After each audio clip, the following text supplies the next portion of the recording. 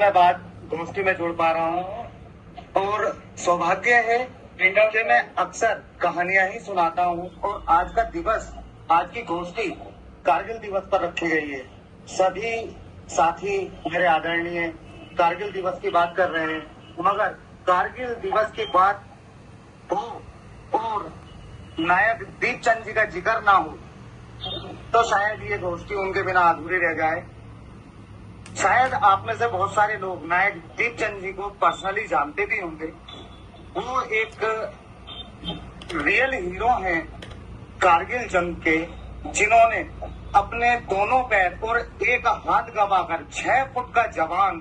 3 foot का रह गया, परंतु कारगिल को फतेह किया। कारगिल लड़ा भी गया, जीता भी गया, मगर किन हालातों में लड़ा गया और किन हालातों में उसको जीता गया, इसके जीते जागते उदाहरण आज भी हमारे बीच नायक दीपचंद जी हैं, जो मेरे एक बहुत अच्छे मित्र भी हैं, मेरे सहयोगी भी हैं, एक रक्तदानी भी। नायक दीपचंद जी की जबानी में बताता हूँ, जब वो कभी बैठते हैं और कारगिल वार का जिक्र करते हैं तो वो बताते हैं कि उस समय जो आर्टिलरी इंडियन आर्मी के पास हुआ करती थी, दुश्मन हमारा ऊंचाई पर बैठा हुआ था और नीचे से हमें जो हम गोला तोप से दागते थे, वो गोला भी उस रेंज तक पहुंच नहीं पाता था और दुश्मन ऊपर से अगर कंकर भी फेंक करके मारता था तो वो भी गोली का काम करती थी। उस समय नायक दीपचंद जी को उनके कमांडर ने हुक्म दिया, वो खुद आर्टिलरी फोर्स में थे,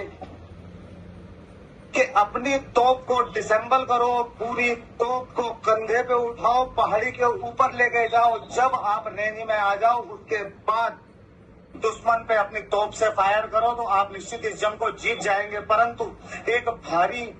आप सभी समझ सकते हैं कि तोप कितना बड़ा एक आर्टिलरी वाहन होता है, उसको डिसेंबल करना, उसकी नाल को, उसके टायर्स को, उसके सभी पार्ट्स को कंधे पर ढोकर ऊंचाई पर, चढ़ाई पर लेकर के जाना, फिर वहां असेंबल करके गोलाबारी के बीच वहां से गोला दाग करके और दुश्मन को वहां से मार भगाना, ये अपने आप में एक बहुत बड़ी साहस की बात थी। मगर इस बीच भी